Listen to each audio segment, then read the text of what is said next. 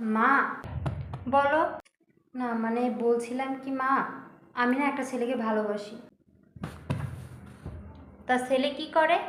মা, ছেলে একটা গভর্নমেন্ট চাকরি করে, অনেক টাকা বেতন পায়, বাড়ি আছে, গাড়ি আছে, অনেক কিছু আছে।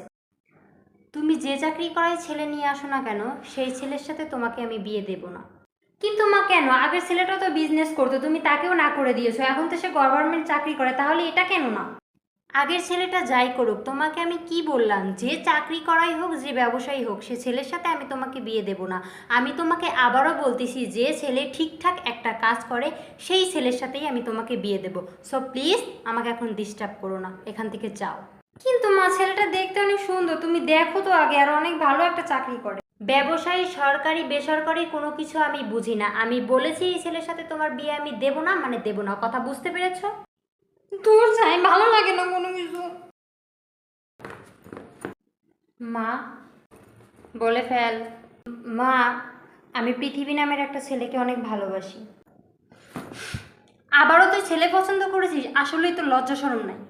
তা এই ছেলে কি করে একটু শুনি। না মানে, কি রে, বলিস না কেন?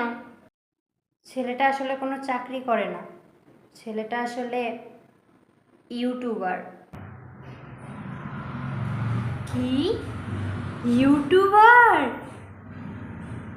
ছেলেকে আজকেই বাড়িতে নিয়ে আয়, আমি তোর বাবাকে বলতেছি কাজে নিয়ে আসতে, বিয়ে কনফার্ম।